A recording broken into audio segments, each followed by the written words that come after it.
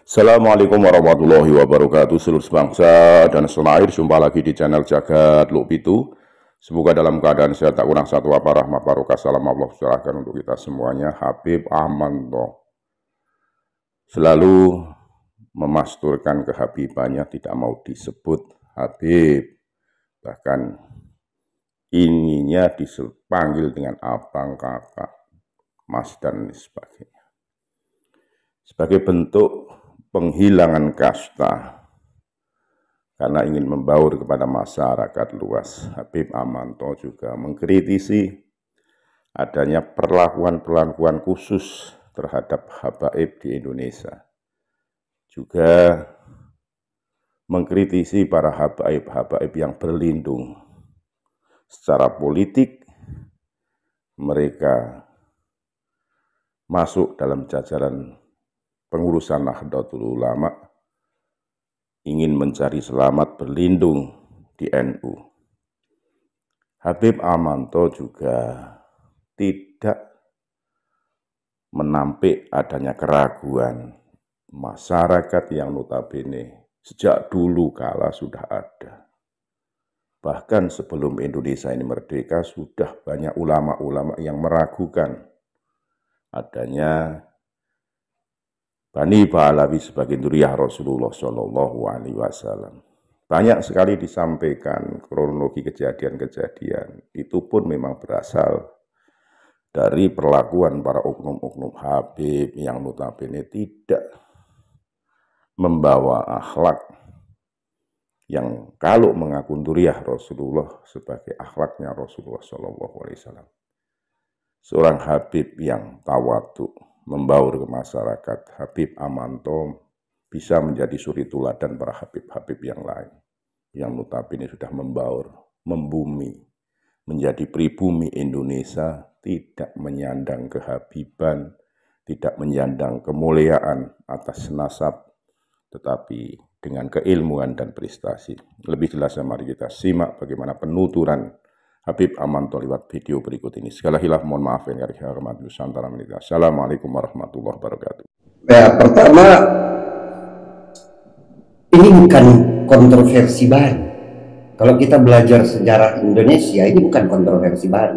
Penolakan terhadap para habib dan seterusnya ini sudah terjadi jauh lebih lama dari saat ini. Kita tahu problem-problem itu dari lama. Saya sering mendengar itu dari paman-paman saya, bahkan nenek saya, dan itu kira-kira sudah dari zaman baru merdeka, zaman republik, bahkan sebelum itu kalau saya tidak salah ingat sudah ada problem ini. Kalau dia kemudian muncul, menurut saya justru karena memang ini problem yang sudah berlangsung lama dan tidak pernah diselesaikan. Itu satu, itu yang pertama. Maksudnya problem di kalangan Habib atau di luar? Oh ya, problem antara Habib dengan yang di luar. Kita misalnya tahu dulu ada gugatan dari kelompok-kelompok seperti kelompok Arab Al-Irsyad, kelompok Persis dan lain-lain yang menghantam itu. Saya pikir di dalam Masyumi juga ada gerakan yang sangat kuat menghantam para habaib dan seterusnya dan seterusnya. Dan begitu juga kemudian ada kick balik dari kelompok-kelompok Habib. Bahkan setahu kita kelompok-kelompok Habib ini kemudian secara politis berlindung di NU misalnya dan seterusnya. Saya pikir itu bukan rahasia, itu sudah kita ketahui bersama. Jadi kalau sekarang ini kembali muncul persoalannya, ini bukan persoalan baru, itu yang pertama-tama harus diingat. Dan kemungkinan besar persoalan ini muncul karena masalah yang ada tidak pernah terselesaikan. Nah, masalah ini bukan hanya datang dari luar, dari eksternal yang menolak para habaib, tetapi juga dari dalam, sebagaimana yang sudah disinggung oleh Taufik tadi. Ini juga dari dalam, dari kalangan para habaib sendiri. Itu satu hal. Hal yang kedua, saya kira persoalan dengan Habib dan segala macam, baik internal habaib maupun eksternal habaib adalah, maupun eksternalnya adalah persoalan yang kalau saya sendiri sering menyebutnya sebagai habaibisme, habaibiyah. Saya menyebut habaibiyah ini sebuah pandangan yang menganggap Habib ini entah bagaimana tiba-tiba punya posisi yang sangat luar biasa. Kita boleh saja berpikir bahwa wah ini pasti luar biasa karena itu turun Nabi dan Nabi itu luar biasa. Tapi persoalannya kemudian jadi lebih rumit dari semata-mata bahwa ini ada kaitan dengan Nabi dan segala macam, sehingga misalnya dengan memutus kaitan antara zuriyah dengan Nabi, maka itu sudah memutus segala-galanya. Itu persoalan yang kedua, adanya habaibiyah. Saya ingin katakan bahwa persoalan dengan habaibiyah ini bukan cuma persoalan internal para habib atau orang-orang tertentu yang merasa diuntungkan oleh posisinya sebagai habib, tapi juga habaibiyah ini sudah menyebar di dalam kepala secara ideologis, sudah menyebar, dia sejenis ideologi kultural begitu yang sudah menyebar di dalam kepala bukan hanya para habib tetapi juga para muhibbin, orang-orang yang bukan habaib tetapi sangat mencintai Habib. Dan seringkali yang saya temukan, kalau saya secara pribadi, para muhibbin ini jauh lebih beringas daripada Habib-Habibnya sendiri dalam mempertahankan habaibiyah. Saya ambil contoh saya pribadi, adik perempuan saya. Ya. Benar deh, tadi Habib bilang muhibbinnya lebih radikal lah kalau bahasa. Tidak radikal daripada Habibnya sendiri. Ya, dalam membela habaibiyah ini. Oke. Dalam mulai oke. Nah, menarik. Saya punya pengalaman pribadi yang sangat menarik terkait langsung dengan saya dan keluarga saya. Salah seorang adik perempuan saya menikah dengan orang Jawa yang tinggal di Manado. Kalangan keluarga saya, setidaknya saya dan kakak saya, tidak ada persoalan.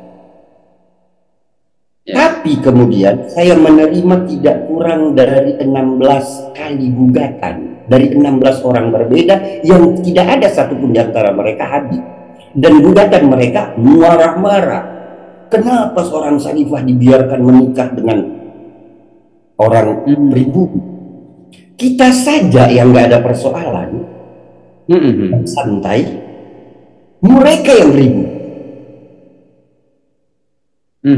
Kita yang Habib, muhibbin yang bukan Habib ya, yang bukan. Dan bayangkan sampai ada yang memarah-marah, sampai saya mempergunakan kata beringas, bahkan kemudian mengatakan jangan-jangan kalian memang bukan Habib. Walaupun kemudian dia nanti ketemu saya di sebuah kafe dan meminta maaf sampai hampir cium kaki. Ya kan? Tetapi sampai bicara begitu. Dan memang habaibiyah sebagai ideologi yang menyebar aneh, nggak tahu bagaimana, dan setahu saya sejauh yang saya pelajari cuma ada di Indonesia, itu gila-gilaan. Dan habaibiyah inilah yang saya pikir sejak awal menjadi problem kita, baik kita sebagai Habib maupun kita sebagai muhibbin, yaitu sebuah paham yang menganggap bahwa Habib itu sudah otomatis luar biasa hanya karena di situ, karena dia adalah turunan Nabi. Saya pikir kalau saya mau coba gali-gali habaibiyah ini, bahkan bisa kemungkinan besar mungkin Ustadz Ali dengan Ustadz Taufik bisa lebih paham, tetapi saya kira ini mungkin ditarik dari prinsip kafaahnya Syafi'i, Imam Syafi'i. Saya pernah belajar tentang ufuk kafaah, di mana Imam Syafi'i itu membagi-bagi manusia berdasarkan posisi Muhammad sebagai manusia yang paling mulia, sebagai insan kamil, di mana dia membagi lebih dulu manusia Arab dan Ajam. Arab lebih mulia karena Muhammad Arab. Kemudian Arab nanti dibagi lagi Quraisy, dan Quraisy lebih mulia karena Muhammad Quraisy. Kemudian dia bagi lagi Quraisy antara kelompok Bani Hashim dengan yang bukan Bani Hashim, dan Bani Hashim lebih mulia karena di situ ada Muhammad. Nah, sentralitas Muhammad inilah yang kemudian menjadi bagian sentral dari prinsip habaibiyah itu. Ya, di mana kemuliaan itu muncul secara tiba-tiba aneh begitu saja, seolah-olah itu sudah turun begitu saja, dan itu hanya karena di situ ada Muhammad. Persoalan apakah yang disebut kemuliaan itu benar-benar mulia secara humanity, secara kemanusiaan atau tidak, itu persoalan lain gitu. Dan ini kemudian memang jadi menjengkelkan ketika kita melihat muncul beberapa orang, misalnya kita mulai dari munculnya beberapa orang Habib yang tidak peduli dengan apa yang terjadi di sekelilingnya, mempergunakan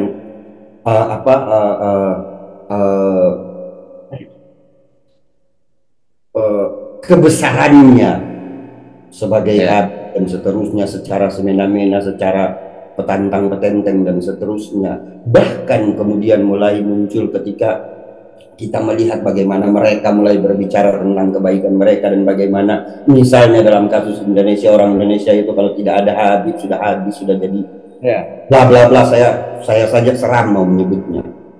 Nah, problem-problem seperti ini menurut saya muncul dari Habaibiyah itu.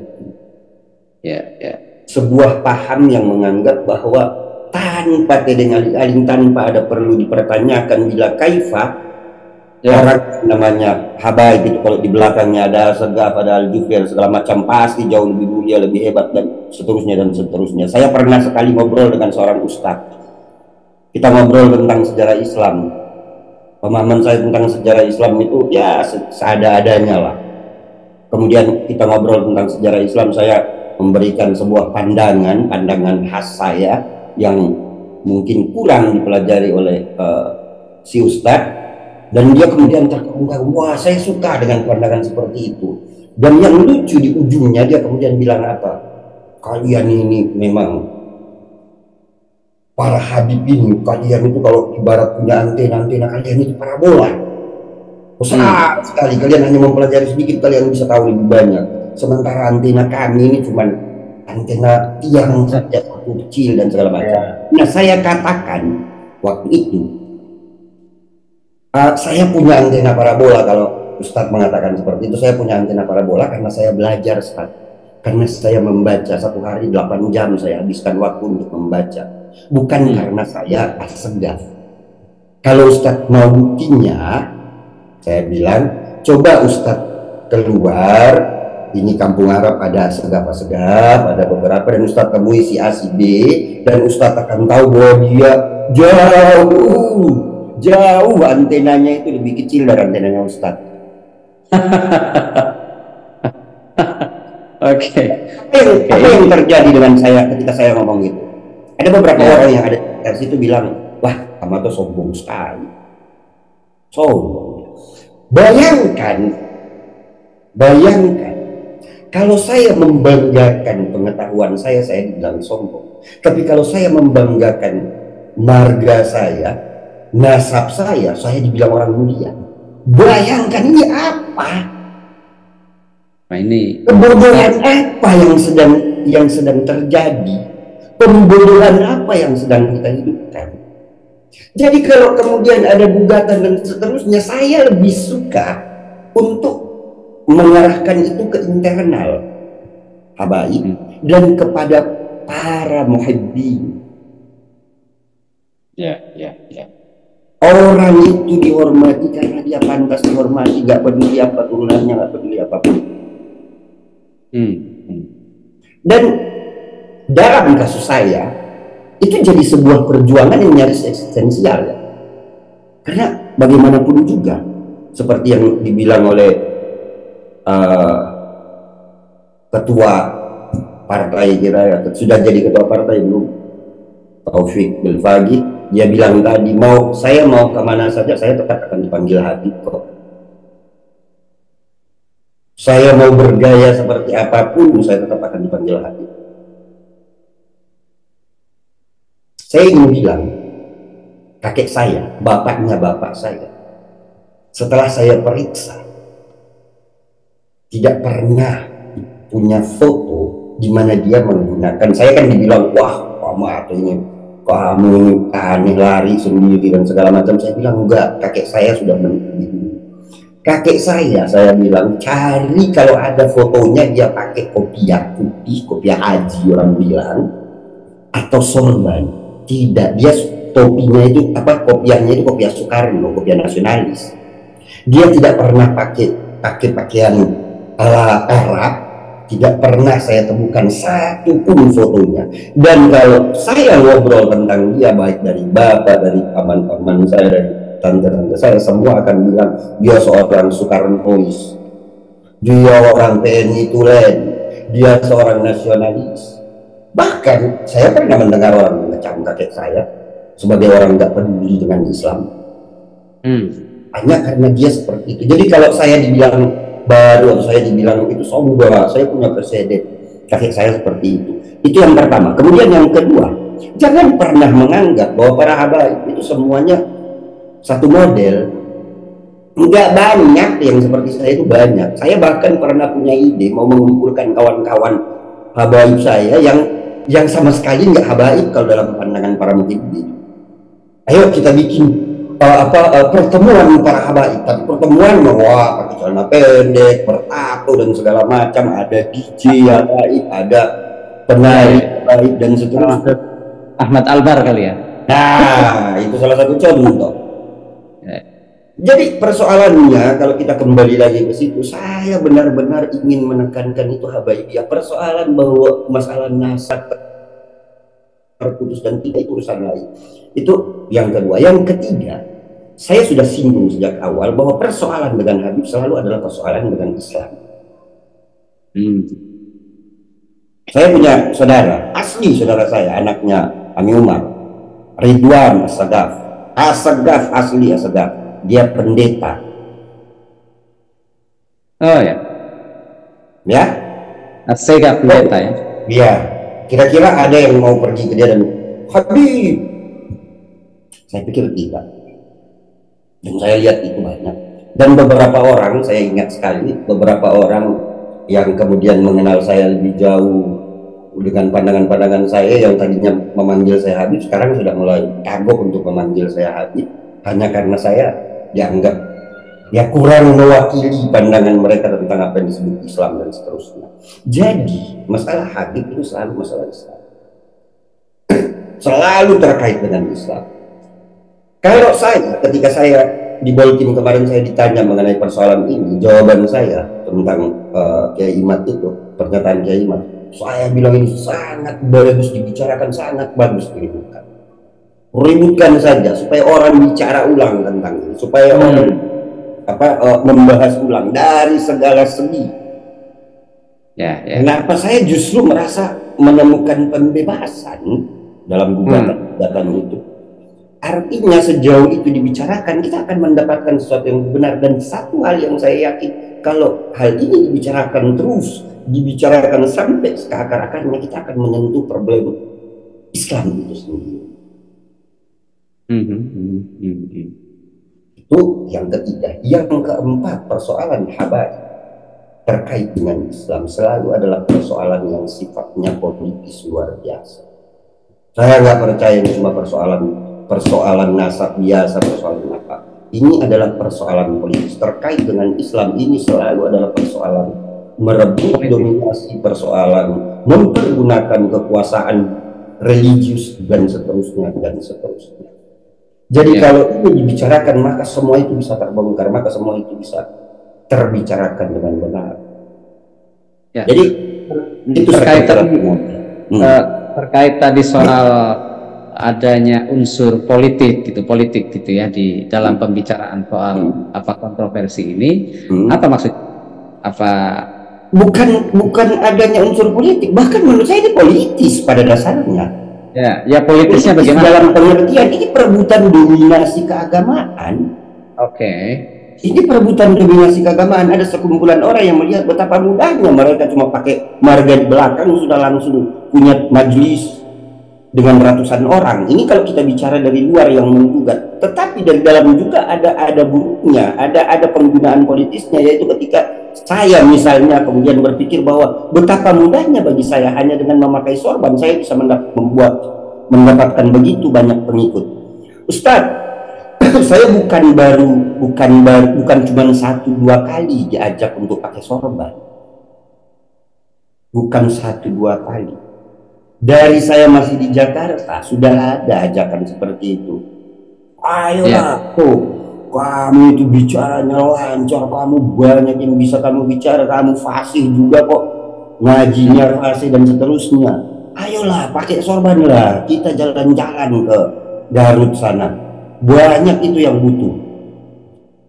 Kemudian saya turun ke Manado. Banyak banget. Bahkan saya mau diberi rumah. Bayangkan betapa mudahnya saya memperoleh sesuatu hanya dengan menggunakan itu. Dan jangan bilang itu tidak politis. Dalam sisi itu politis, sangat politis. Merebut otoritas itu politik. Dan persoalannya jadi persoalan seperti itu.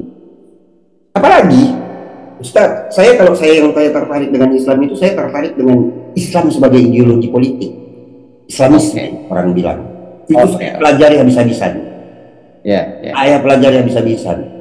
Dulu kira-kira tahun 2010-2011 ketika saya mempelajari itu, saya masih membedakan Islamisme dengan Islam sebagai agama. Kita boleh saja agak tidak setuju dengan ini, tetapi saya kemudian akhir-akhir ini saya mulai melihat kayaknya nggak ada deh pemisahannya Islam dengan Islamisme itu satu hal yang Islam itu sendiri sudah politis sejak awal. Nah, kalau persoalan habai dikaitkan dengan persoalan agama dan bagaimana kita merebut dominasi, bagaimana sekumpulan orang merasa bahwa ada dominasi gila-gilaan dan seterusnya, entah baik entah buruk, maka memang persoalan ini adalah persoalan politik. Saya barusan nonton, Ustadz mungkin sudah dengar, saya barusan nonton The Lady of Heaven. The Lady of Fatimatul Zahra, Lady of Heaven. Tentang Fatimatul Zahra yang kontroversial luar biasa, sampai bahkan Ali Khamenei konon menolak atas nama Ukhuwah Islamiyah. Memang kontroversial sekali, tapi satu hal yang menarik, film itu menunjukkan ke kita bahwa sejarah Islam setidaknya pasca Muhammad adalah sejarah politik luar biasa. Bukan politik yang luar biasa. Jadi kalau ini kita bongkar, kita akan membongkar banyak hal.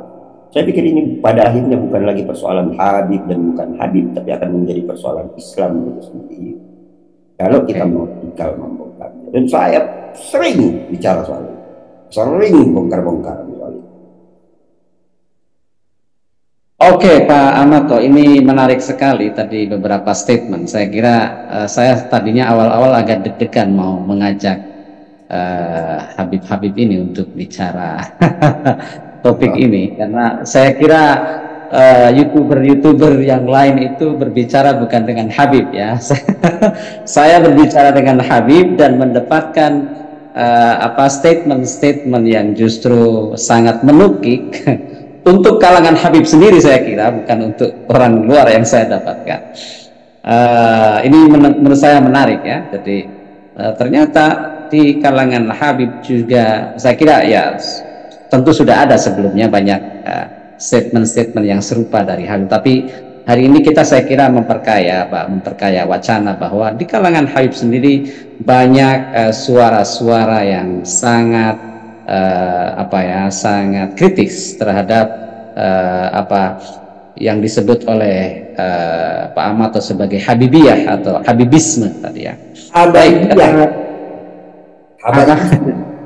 Ya. Oke. Bagaimana menurut Habib Taufik? Masih ada? Sudah. Taufik kayaknya mundur. Enggak, mungkin terputus sepertinya karena tadi Habib Taufik itu sedang di perjalanan, jadi kemudian menepi, tapi saya kira tidak apa-apa ya. Nah, ini menarik ya. Habib Pak Amato tadi menyampaikan bahwa sangat catatan-catatan yang saya kira kritis terhadap apa yang disebut kehabiban tadi atau habibisme tadi. Nah, tapi mungkin sekarang tadi sudah disampaikan ya. tanggapan beliau terhadap apa yang ditemukan oleh Kiai Imad ya. Tapi mungkin ada tak catatan secara khusus terhadap penyampaian atau temuan Kiai Imad ini terhadap ada catatan khusus, mungkin apakah ini ya bisalah kita katakan mungkin perlu diperbaiki lagi atau bagaimana menurut Pak Amato? Ya, pertama-tama kita harus melihat ini sebagai inisiatif ilmiah. Yap. Mari kita berusaha objektif untuk melihat ini sebagai sebuah pernyataan ilmiah. Artinya dia melakukan penelitian dan kemudian dari hasil penelitiannya dia sampai pada satu kesimpulan. Ayo kita lihat dulu dia seperti itu, gitu kan? Walaupun kemudian ketika dia muncul, dia menyebar, dia jalan segala macam, dia muncul dalam satu konteks yang saya kira sangat politis, sangat-sangat mudah untuk dibakar dan seterusnya, sesuatu yang tadinya mestinya ilmiah. Karena kalau kita melihat itu sebagai ilmiah, maka para habib yang kebakaran jenggot itu mestinya bisa menanggapi itu dengan cara yang ilmiah juga. Berikan dong bukti bahwa yang namanya Ubaidillah itu memang benar-benar turunan dari Imam Ja'far Shadiq, ya kan, Imam Ja'far, terus ada itu baru masuk ke Ubaidillah. Saya pikir kalau secara khusus tanggapan terhadap Kiai Imad ya begitu. Kiai Imad harus dijawab secara ilmiah. Kiai Imad bicara secara ilmiah. Anggap saja begitu, kalaupun ada yang mengatakan wah ini enggak ilmiah, ini punya alasan bla bla bla. Tapi saya pikir nggak sehat kalau kita bicara seperti itu.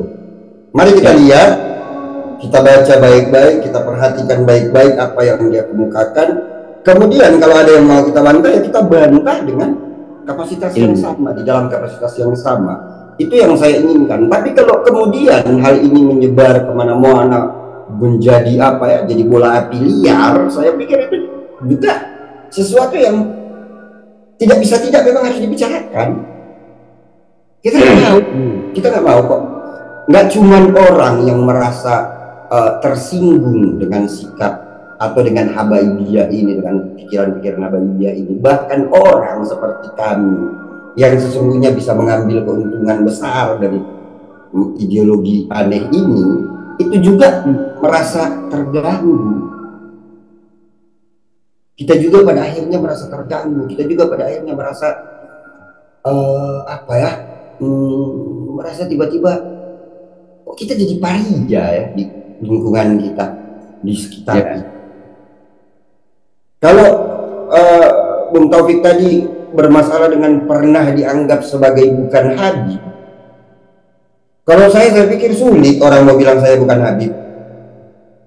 Bapak saya Kiai Haji Arifin Assegaf, konfirmator habaib Indonesia Timur, sulit sekali orang mau bilang saya bukan Habib.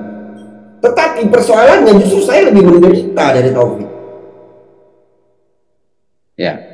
Saya lebih menderita. Menderitanya saya itu apa? Tiba-tiba saya berhadapan dengan orang yang ketika mendengar saya itu dengan cara yang sudah aneh. Ya kan, ketika kita ngobrol apa segala macam, ya saya sebenarnya banyak hal yang mau saya bantah, tapi saya nggak enak mau bantah Habib. Lah ini nggak lucu buat saya. Dan itu terjadi, begitu. Dan akibatnya apapun yang kita lakukan itu kita terganggu dengan model-model seperti itu. Baik dari orang yang mencintai habaib maupun orang yang tidak suka dengan habaib. Kita menjadi terganggu. Ketika kita muncul, kita dilihat dalam kapasitas wah ini mau membanggakan kehabibannya. Ketika saya pertama kali masuk, waktu itu namanya masih Stein, saya diajak oleh Rusli Umar, waktu itu dia jadi ketua BEM apa kalau nggak salah. Itu pertama kali saya masuk Stein, jadi pembicara di sebuah acara yang diselenggarakan oleh BEM. Saya bicara tentang kita sebenarnya waktu itu mengulas bukunya Farag Fauda. Yang hilang waktu itu. Identitas untuk membicarakan soal itu. Nah, saya bicara soal itu bla bla bla bla bla bla bla bla bla. Tiba-tiba ada salah satu murid yang kemudian berdiri dan mengatakan, wah, jangan di sini tuh jangan membawa-bawa kehabiban. Lah ya ampun, saya kapan saya bicara soal Habib? Artinya kita terganggu dengan hal-hal seperti itu. Kita terganggu dengan problem seperti itu. Bahkan ketika kemarin Iran bentrok dengan itu dan saya mengatakan bahwa jika kalau kita stand with Palestina, maka kita juga dukung kok Iran. Iran jelas kok sikapnya terhadap konflik Palestina. Apa yang dikatakan? Ya kalian kan suka itu si Asia itu kan pemuja-pemuja Habib. Bila jadi sederhana itu persoalannya. Jadi sangat sederhana. Jadi tiba-tiba jadi, kalau saya boleh pinjam bahasanya Rocky Gerung, jadi tolol. Dan sumber tololnya itu habaibiyah itu menurut saya. Iya, iya. Nah, soal hababiyah ini, Pak Amato, itu tadi sempat disampaikan, tapi mungkin saya ingin mendapat kejelasan. Hababiyah tadi kan berarti tidak hanya kalangan Habib sendiri yang sebenarnya menciptakan hababiyah itu kan, artinya bahkan di kalangan. Saya pikir kalau kita mau bicara muasal, saya belum mengeksplor istilah yang saya temukan. Saya belum mengeksplor gila-gilaan, tetapi kalau kita mau bicara tentang muasal, tentang arkenya, saya curiga ya memang dari kalangan Habib dulu. Iya.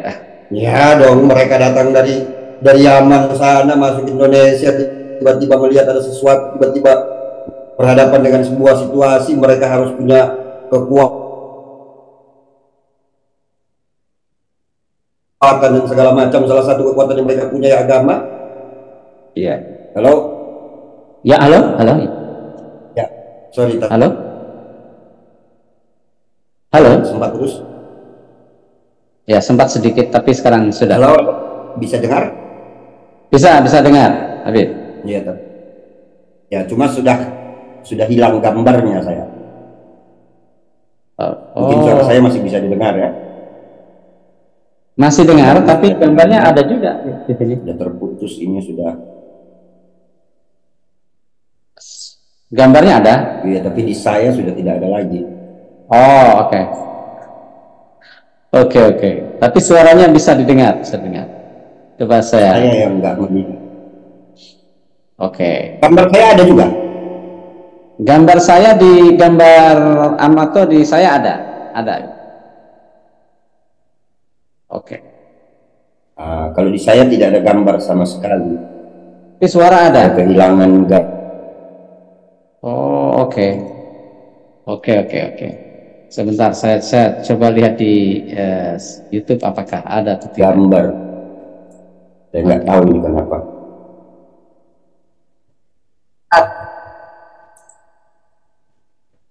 Di YouTube ada dia sih. Oh, oke. Ya.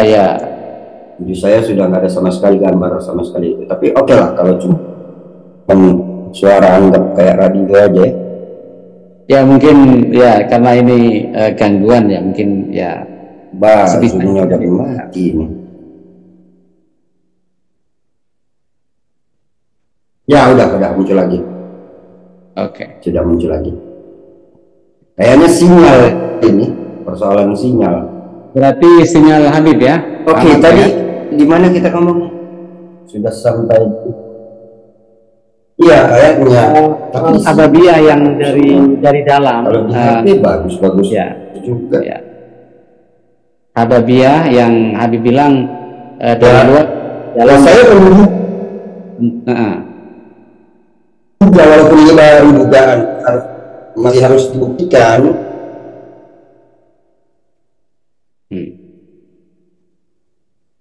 Begini, sebagai sebuah sebagai sebuah ideologi, dia ada di mana-mana, baik di kalangan Habibnya sendiri maupun di kalangan muhibbin, orang-orang yang itu, bahkan di kalangan orang-orang yang membenci juga melihat itu pakai frame habaibiyah itu. Nah, yang saya maksud habaibiyah itu sebuah pandangan yang menganggap bahwa yang namanya turunan Rasul itu tanpa perlu dipertanyakan lagi sudah pasti yang dari model pembagian kafaahnya Imam Syafi'i dan seterusnya. Nah, kalau kita mencoba membicarakan mengenai muasalnya, saya menduga kuat ya muasalnya dari kalangan Habib. Ya mereka kan yang berkepentingan untuk mendapatkan kemuliaan itu. Nah, kemudian orang-orang yang dari luar yang bukan dan segala macam memang butuh punya pikiran ini, punya kepercayaan seperti ini. Semacam habaibisme, satu pandangan bahwa yang namanya Habib sudah benarlah, begitulah. Mungkin yang kurang aja, yang tinggal itu mungkin maksumnya aja. Mungkin memang mereka tidak bilang maksum, tapi setidaknya itu benar. Bahkan sampai pada posisi can do no wrong, bisa bikin sesuatu tanpa harus dipersalahkan dan seterusnya. Kita bisa carikanlah jawabannya, gitu.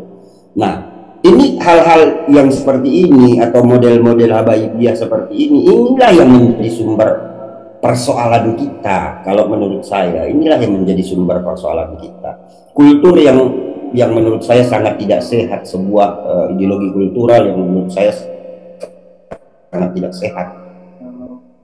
Itu yang jadi persoalan. Jadi dan saya pikir pembicaraan ulang mengenai hal-hal semacam ini sejauh dia bisa diangkat sampai ke ranah yang lebih objektif, lebih ilmiah, maka ini akan sangat bagus untuk menghantam itu habaibiyah itu yang jadi sumber problem kita. Ya. Masalah bahwa saya adalah turunan atau bukan turunan pada akhirnya tidak penting sejauh kita tidak melihat itu sebagai sebagai piagam, sebagai ijazah untuk mendominasi. Itu saja persoalannya, dan kita tidak bisa menyerahkan ini pada individu per individu begitu. Ya sudahlah, kalau memang habaibiyah ini ada, ya biarkan nanti kan ada individu-individu yang lebih sehat yang akan berpikir bahwa ya kami tidak akan mempergunakan nasab kami untuk mendominasi dan seterusnya. Nggak bisa, saya nggak bisa saya pikir ini diserahkan